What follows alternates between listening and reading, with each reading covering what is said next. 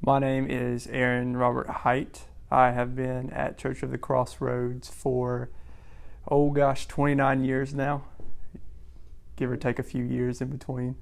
Do you remember a time? I know you've been at your church, at this church, most of your entire life. Do you remember a time that a most memorable time at Church of the Crossroads? A most memorable time would probably be there's multiple times at Dog Camp that comes up, and there's one moment in particular that we used to stay in these dorms and these cabins and whatnot, and this one year we were staying in these dorms, and I had this bright idea that was heavily influenced by some other leaders at the church at this time to scare the girls by running through their dorm late at night one night and leading a whole posse of guys behind me. And we did that, and I think a couple of the girls were so terrified that they had to call their parents and stuff. And what's cool about that story is, for all purposes, I should have been sent home along with all those other kids, but especially me. And but Brother Donnie, who was the captain of that camp, he showed mercy, he showed grace, and he handled that situation with a lot of character and love and patience and mercy. It's probably one of the most memorable times here at Church of the Crossroads for me. Tell me a little bit about your story. So obviously there is a post-Christ Aaron and a pre-Christ Aaron. And talk to me a little bit about maybe some of the differences of those Aarons. Sure. Of course, I was born and raised in this church, and my parents did a phenomenal job at making our home a safe place, a place where we felt loved, and we never knew that we did without. Even though in the early years there was a big struggle to provide and things of that nature, but God, He always provided, and we grew up over the course of the years, and through a lot of hard work and God's favor, and our church began to grow, and we eventually made a transition from cruising proper, where I still have a lot of memories, over to where we are now. And I think during that time, we did what was expected of us. We were here every time the church was open, when the doors were open, that cliche statement. And it didn't matter if we were sick or what was going on. There was no opportunity to watch it live online or anything like that. We actually showed up, and I remember that, and I remember the faithfulness that was there. And so on the outside looking in, we get to experience, mom and dad different than, most of the congregation got to experience them, because they get to see them as, pastor and Sister Height, and they had to be strong and be there for the congregation. And I think that was always tough, because I think I had a difficult time, more difficult than my brother and sister, trying to navigate that in life, and often felt like church was priority over myself, and obviously that wasn't the case. The reality was, the enemy at a young age was looking for a stronghold in my life to make me feel less than or not loved. Later on in life, I grew up, I got older, and I had some deep wounds, some damage from some personal relationships that probably weren't the healthiest to begin with. And I was hurt, I felt rejected, and I think a lot of that same pain growing up, feeling that, hey, you're not loved, you don't belong, and all these things, and because of that, I took a different path than my brother and my sister did. And I won't give any glory to that path whatsoever, but I will say that because of those decisions during that time of my life, it really brought a lot of pain, a lot of heartache to my family. And I think right then and there, the enemy really attacked our family to try to divide us and to try to take us down. But my story very much is like the prodigal son story, not to be cliche about that statement, but grew up having a great family, a great environment, and for no real good reason, I decided to leave that environment and to go out in the world like the prodigal son did, and sow my wild seeds. And there's a lot of regrets there. A lot of things that I wish I could go back and say, this is not a part of my testimony, but it is. But I do think about the other side of that story is the prodigal son. He eventually came to this place to where he said he came to himself. And he has this moment where he says, this can't be all that there is. If this is what it is, then, oh my gosh, life, it really doesn't mean anything. And during that moment, during that time in his life, during that time in his life, the prodigal son, he makes a decision to come back home because he realizes that, hey, even the servants in his father's home, they have a better place than he does. And on his way back, the father, he sees him and he comes running. And when he shows up and he meets his son before his son even gets to the house, and the son's trying to get out of his words, he's trying to get out of his mouth, hey, I just want to be, a servant. I just want to whatever. And the father's like, no. And he greets him there. He's got a robe for him because even though he left the son and he wanted to be, sure about that, he came back as a son. So I'm not very depicting that very well, but it's good. So, you may tell a little bit more about there in that time period. No, I don't think so. I think that's good. I'm interested to know. So, talk to me a little bit about an Aaron who is not led by the Spirit of God, and we're going to contrast it to an Aaron that's led by the Spirit of God. And it might look the same for everyone. Yeah. Okay. So it can be generally speaking. Okay. Oh, all right. I know that Aaron led not by the Spirit of God.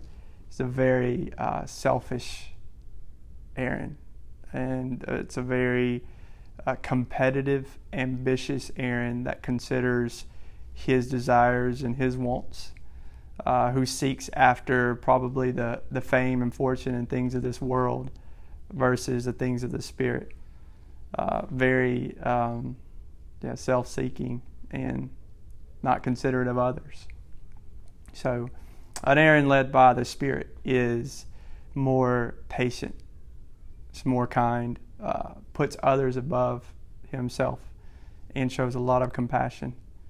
An Aaron by the Spirit is very, very merciful and very forgiving. Whereas Aaron led by the Spirit, or Aaron led not by the Spirit, can be a bit harsh with people sometimes, setting high expectations for them and, coming down on them pretty hard when they don't meet those expectations. So, if I were to ask you, if you thought about a turning point in your life that was kind of orchestrated by the Holy Spirit and a fruit of the Spirit that came out of that. So if you're looking back at your life, you said, this is a turning point in my life, that in this turning point there was a fruit of the Spirit that was made evident by the Spirit in my life. Can this be a two-part question? Yeah, sure. Okay. There's a turning point in my life. Growing up in church, I can go back to a lot of moments in life where I can say, hey, this was a turning point. But one specifically was during that time when I was wayward, when I was not living for God, and I was living for Aaron. My mom, she would call me on Sundays. She would call and text, and I wouldn't answer them because I wasn't there at church, and I wouldn't answer those calls and texts. I knew what she was calling me about. I knew what she was texting me about, and she wasn't angry that I wasn't there. She was just letting me know that she loved me, and hey, I hope you were in church this morning, and your dad preached a really good service, and Jared preached a really good service, and so I didn't answer those texts and calls because I felt really convicted. And it came a point in my life where I knew I needed to make a change, and I didn't know if I could change anymore. I thought that I was too far out, or I had done too much to change, that God would never accept me back, and I came home one Sunday, and that was December the 19th in 2010. And Jaron Davis, he was a singer, or he is a singer. He was here at church, and we were having a Christmas celebration service with song. And I remember him singing some songs, and it wasn't even an altar call or anything like that. But I just said, God, if you'll accept me, if you'll take me back, I'll do what it takes. I'll surrender. And I got up there in the middle of a song. I'm sure I looked pretty crazy, and I walked down to that altar, and I laid my head on that altar, and tears like a waterfall just began to come forth. And I'll never forget, I felt like I was being wrapped up in a big, heavy blanket, and it just felt this warmth and this peace and this weight just fall off my shoulders. It's the best way to explain it. And little did I know at that time, that very week, my mom, she'd been praying for me all along. There's a lot of people praying for me, but she had pulled over on the side of the road, and she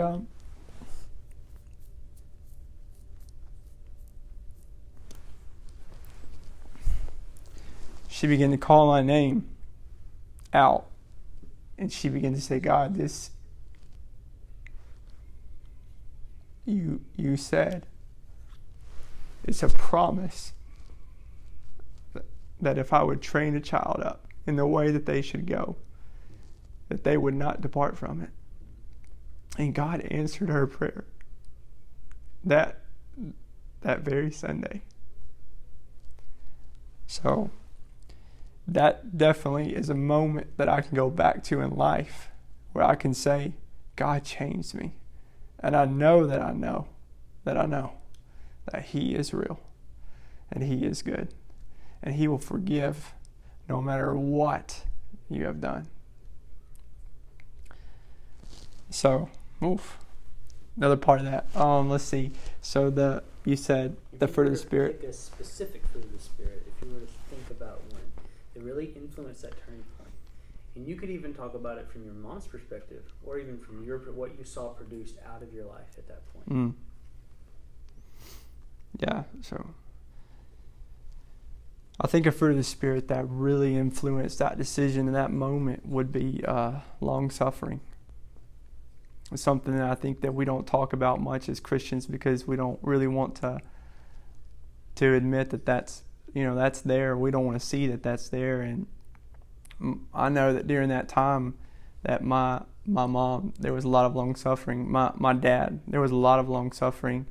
And, life is, it's like a race. It's no secret that I like to run races, and my brother and we enjoy that. And I see long-suffering like that we, as runners, we have this measurement. It's called a VO2 max. And that number is significant because it pretty much accurately predicts how far and how fast a runner can go at a certain distance. The only way that you can change that VO2 max is through intensity and through intervals. Doing long intervals, doing long intensity work, it increases the amount of increases the VO2 max number, and it also that translates into a quicker race and a faster race. And Hebrews tells us, the writer of Hebrews says that we're in a race. He likens this life that we're living as a race. And in a race, you need a lot of long suffering. You need a lot of endurance. And it says that God uses these intensities or these things that we go through in life. He uses them to produce long suffering in our life. And I think long suffering, it's the mark of a seasoned Christian who is mature in their faith. To worship and to know Jesus during a time of a great joy, or a time of where everything is going on in your life, that's right. That's great that you can worship during that time. But there's something to be said about Christians who can worship and can still show up during a season of trying and a season of testing and turmoil. And I think that's where long suffering really shows through. The writer of Hebrews also tells us that we look to Jesus, who's the author and perfecter of our faith. And that, he, like us, he also ran this race. And during his final lap, he's staring death, he's staring the cross, he's staring the sin of the world, he's staring shame, he's staring at all these things. And he's on his final lap, which would require a lot of endurance and a lot of long suffering. But the Bible tells us then that for the joy that was set before him, he was looking at the pain. But because of the joy that one day that that you, that all of us could spend eternity with him, for that joy, he ran and he submitted himself. And in 3 days later, he defeated death, hell, and the grave. And now he sits at the right hand of the Father, and he's watching us run our race. And he's watching and he's helping us, and he's cheering us on along with a great cloud of witnesses. So I would say that long suffering, it's one of the more of the fruits that sticks out to me, that influence me the most. If you were to talk to someone, you were to have a conversation with someone who isn't being led by the Spirit, maybe who even knows God or knows of God, how would you encourage that person to give in to being led by the Spirit?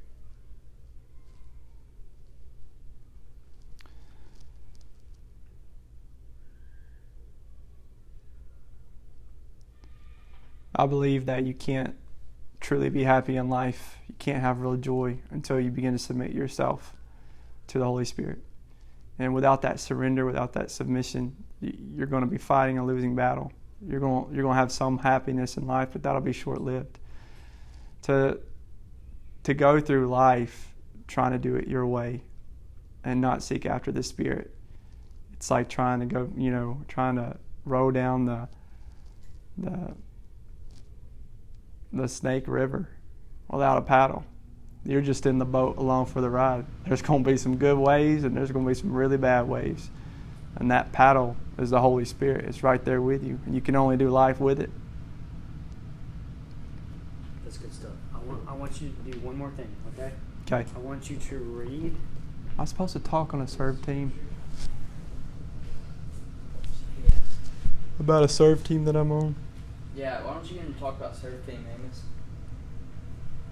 He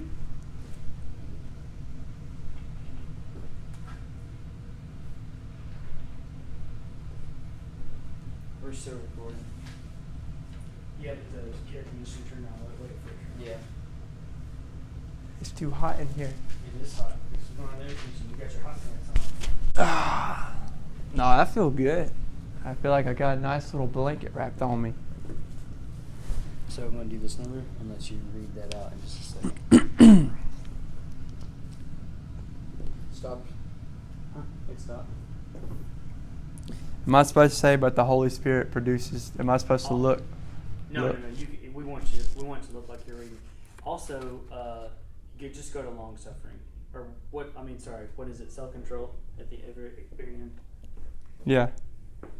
You don't have to go. Self-control and temperance. Or do you want me to say long suffering? No. Well, you can't. But the Holy Spirit produces this kind of fruit in our lives: long suffering. You can go. You can say long suffering, or you know what I mean. Like it kind of make it a little.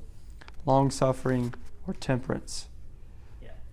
You holier than thou people that are using Amos's platform should know. I'm sure some of you know this, but you talk about. In the King James version, it's temperance. All right, go for it.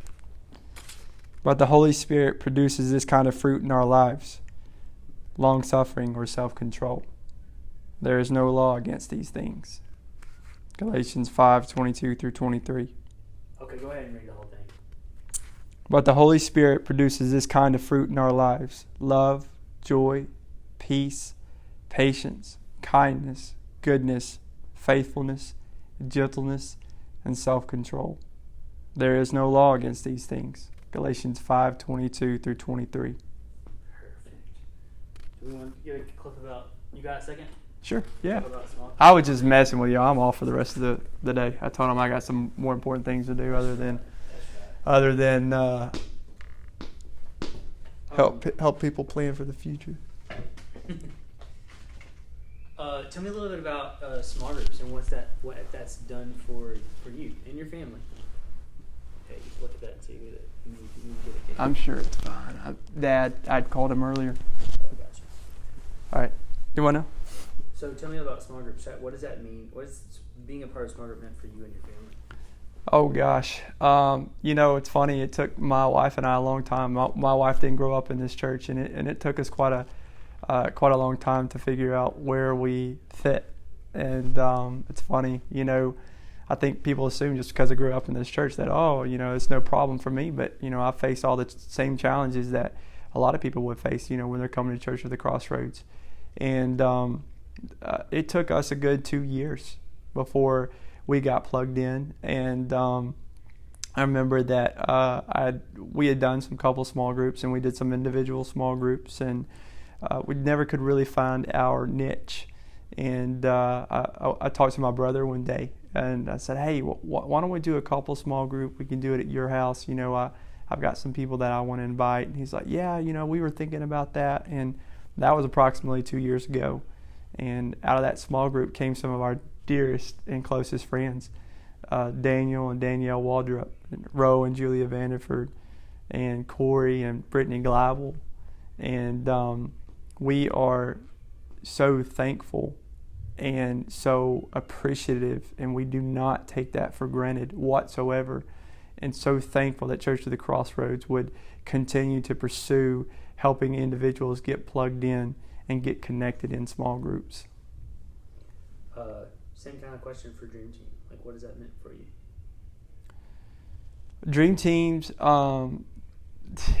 it's funny, you grow up in the church and you do just whatever needs to be done.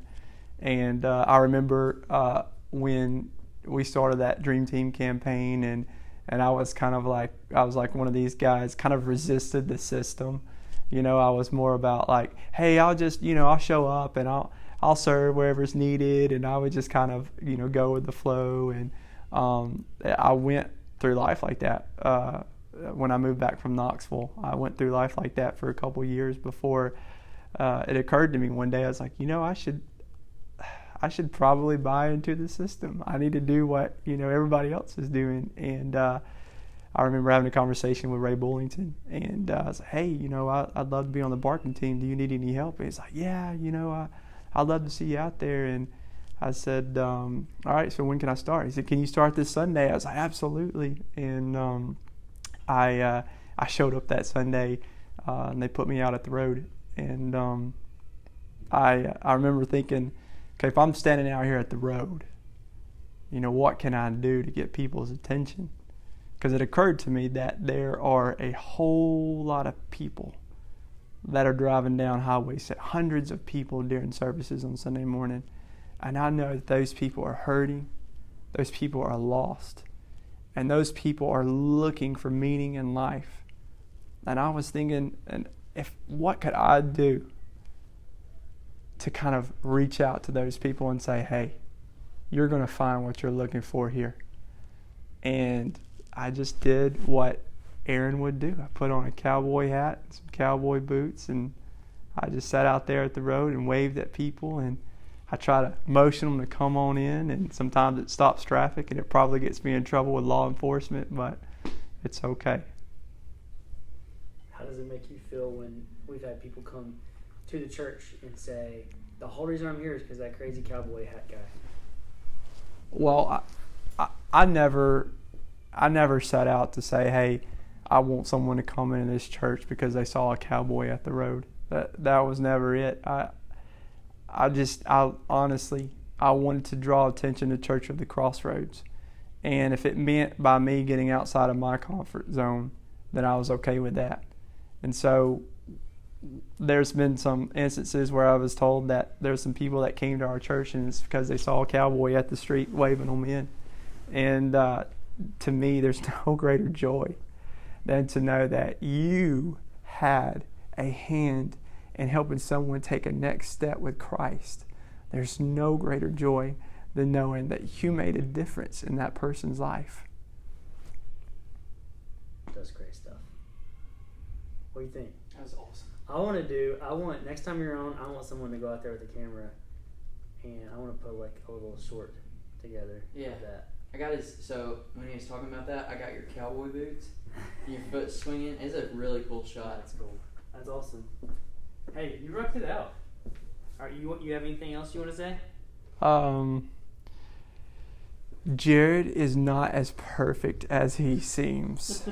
I know he may come across that way, but you should never feel less than when he is talking to you, because I promise, I know the other Jared, the non-pastor Jared, the Jared who cannot stand to lose at anything, the Jared who hit me on the back with a croquet mallet because I was beating the mess out of him at croquet. So, never feel less than. That's our next sermon series. That's right. Never feel less than. That's awesome. Dude, I'm going to tell you, That was good. one time, we were at PE and I